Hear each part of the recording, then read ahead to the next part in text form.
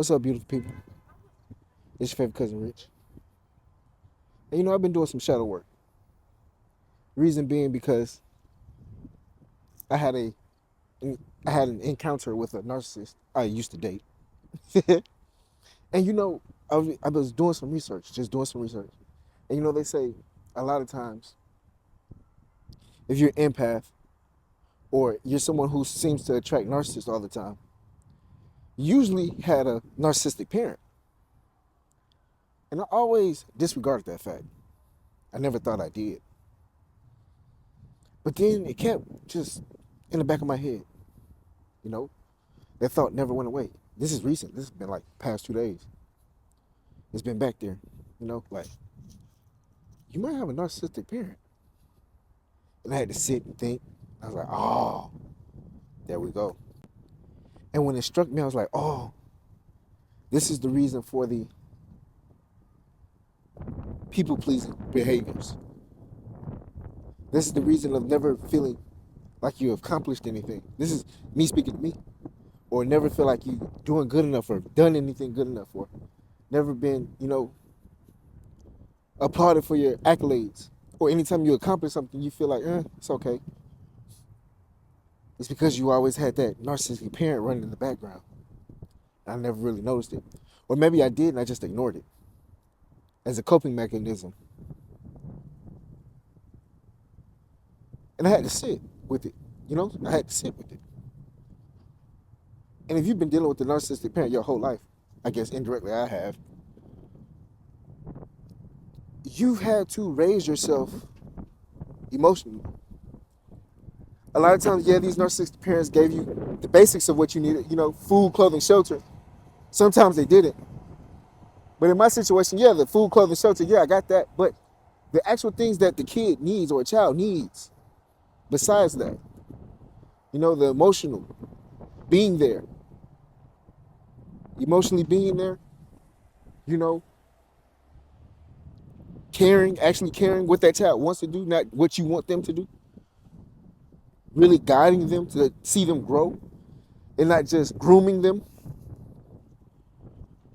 Seeing them as their own individual, not just an extension of yourself.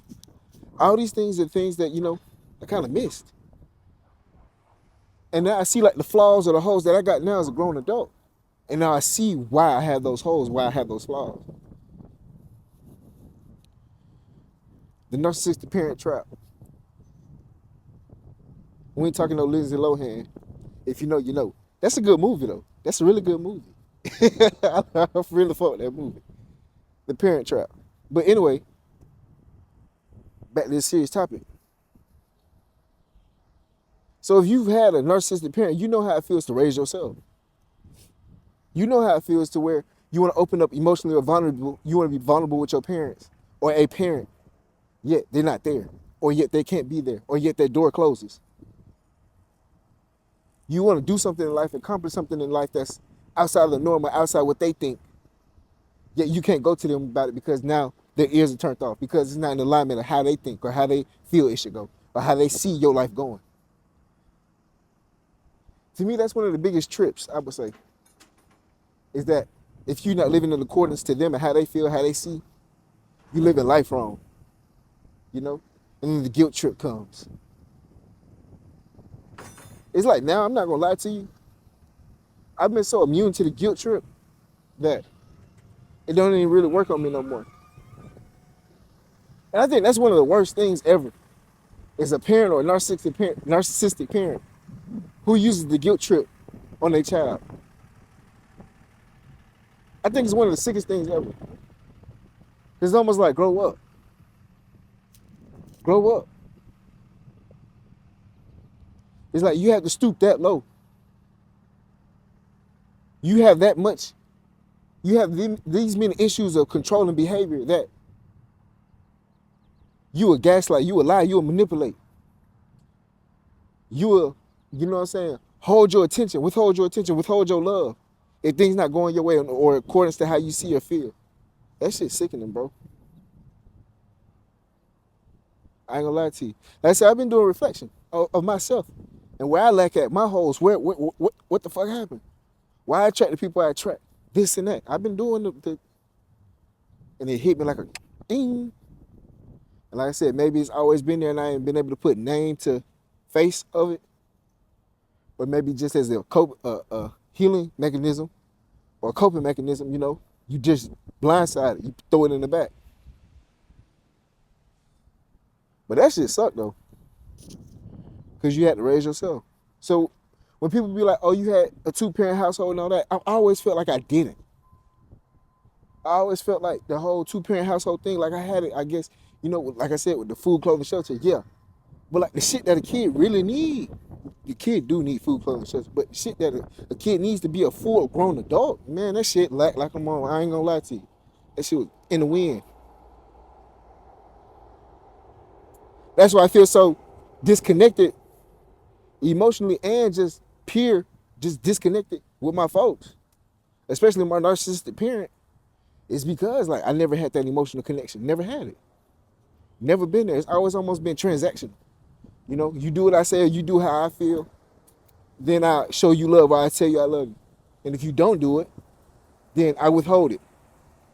That shit crazy. And at the age of 30, I'm still going through it. Now I say I don't care as much. Because the path that you got to go down, sit down, talk to them, see where they come from and all this, try to heal it and all this and that. Then they got to do their own shadow work. So now it's almost like, is it worth it? No, not really. Not from my point of view, it's not. Not especially if I learn how to heal through it, grow through it, and become a better person.